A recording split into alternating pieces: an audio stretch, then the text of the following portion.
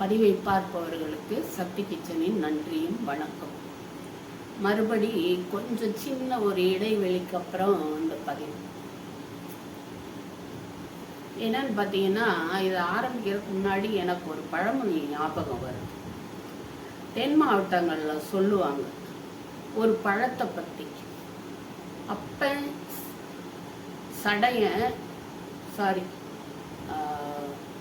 அப்பன் சொரியன் ஆத்தா சடைச்சி பிள்ளை சக்கரை கட்டி அப்படின்னு சொல்லுவாங்க. அப்பன் சொரியன் ஆத்தா சடைச்சி பிள்ளை சக்கரை கட்டின்னு சொல்லுவாங்க. இது என்ன பழம்னா பலாப்பழம்.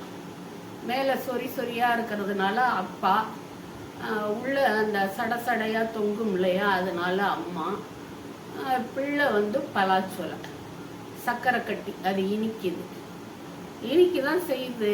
ஆனால் இப்போ உள்ள பழங்கள் அந்த மாதிரி இனிக்குதான்னு கேட்டால் இல்லை.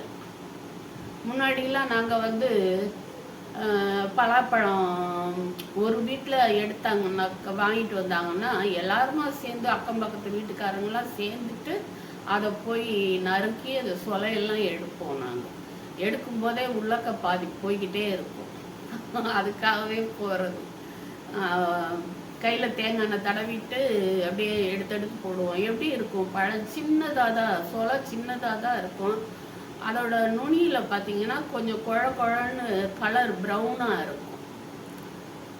நல்ல இனிப்பாக தான் இருக்கும். ஆனால் இப்போ உள்ள சுளைகள், பலாப்பழ சுளைகள் பார்த்தீங்கன்னாக்கா ஒவ்வொன்றும் இவ்வளோ பெருசு இருக்குது. நரிச்சுன்னு இருக்குது. சாப்பிடும்போது லேசான இனிப்பு இருந்தாலும் கூட அது நரிச்சுன்னு ஏதோ தேங்காய் சில்லு சாப்பிட்ற மாதிரி, தேங்காய் பத்தை சாப்பிட்ற மாதிரி தான் அது இருக்குது. ஆப்பிள் பார்த்தீங்கன்னா அந்த லேசான புளிப்புத்தன்மை இருந்தால் கூட மாவு மாதிரி இருக்கிற அந்த ஆப்பிள் இப்போ அபூர்வமாக இருக்குது கிடைக்கிறது. ஒரு இந்த கலரில் தான் இப்போ ஆப்பிள் இருக்குது. இப்படி தான் இருக்குது. கொஞ்சம் பேரிக்காய் மாதிரி இருக்கு. மாதுளம்பழம் எடுத்துக்கிட்டிங்கன்னா நாட்டு மாதுளைங்கிறது கிடைக்கிறது கொஞ்சம் கஷ்டமாக இதாக இருக்கு. இன்னொரு மாதுளை நல்ல சிகப்பாக இருக்குது. முத்துக்களும் சிகப்பாக இருக்குது. அதில் பார்த்தீங்கன்னா அந்த மாதுளம்பழத்துக்கு மேலே வட்டமாக கருப்பாக இருந்துச்சுன்னா வாங்கக்கூடாது. நம்ம அந்த இடத்துல உள்ளக்க அழுகுன மாதிரி இருக்கும் முத்தெல்லாம். அப்படி தான் வருது. இப்போ நவாப்பழம்னா நாவற்பழம். அது இந்த பக்கம் நவாப்பழம்னு சொல்லுவாங்க.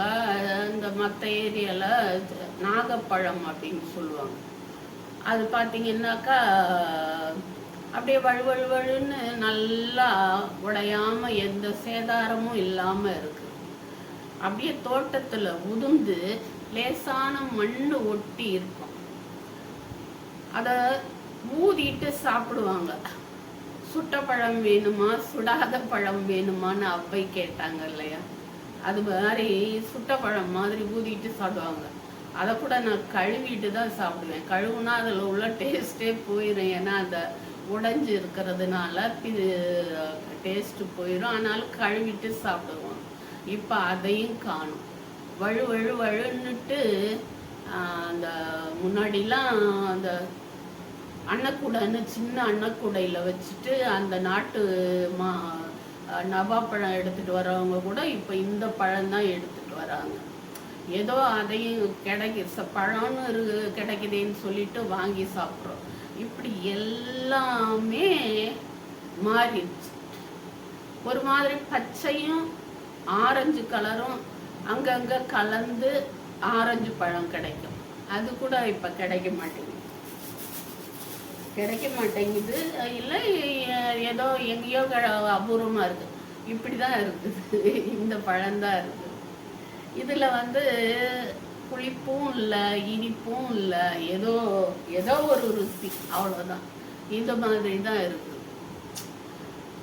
எதுக்கு சொல்ல வரேன்னா எல்லாமே மாறிடுச்சு. நான் ஒரு 10 நாள் போல் கேன்சர் வார்டில் இருந்தேன். அப்போல்லாம் பார்த்தீங்கன்னா 10 வயசு குழந்தை 10 வயசு குழந்தை அது என்ன சாப்பிட்டு என்ன அனுபவிச்சிச்சுன்னு தெரியல. அந்த ஃபாஸ்ட் ஃபுட்டு அப்படி இப்படிங்கிறாங்கல்ல, இந்த மாதிரி தான் இப்போ உள்ள குழந்தைங்க நிறைய சாப்பிடும். அது வயிறு வலியில் அந்த குழந்தை அழுகிறத பார்த்தாக்கா நமக்கெல்லாம் அங்கே நிற்கவே மனசு வராது. அந்த மாதிரி ஒரு கொடுமைகள். எதுக்கு இந்த மாதிரி? ஏன் இப்படி ஆச்சு? மனுஷர்களுக்கு நோய் இப்படி ஆச்சு, மற்ற நம்ம சாப்பிட்ற பொருள்கள் எல்லாம் இந்த மாதிரி மாறி போச்சு. எனக்கு அது ஒரு கேள்வியாகவே இருக்கு. எனக்கும்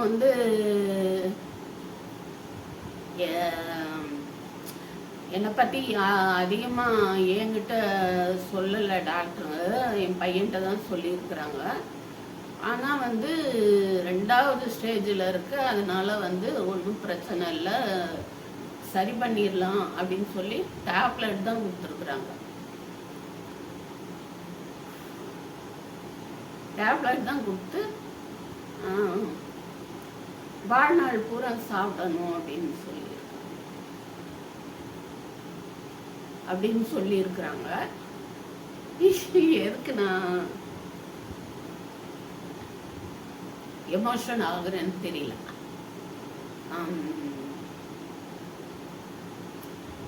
டேப்லெட் தான் கொடுத்துருக்குறாங்க, அது சரியாயிரும் அப்படின்னு சொல்லி அனுப்பியிருக்காங்க.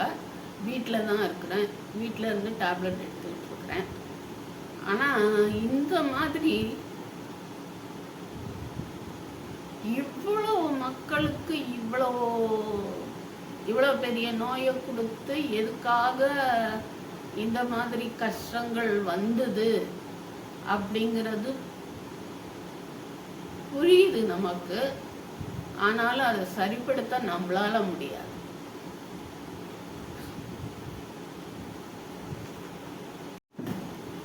பழைய காலம் மாதிரி இனி ஒரு காலம் வருமா?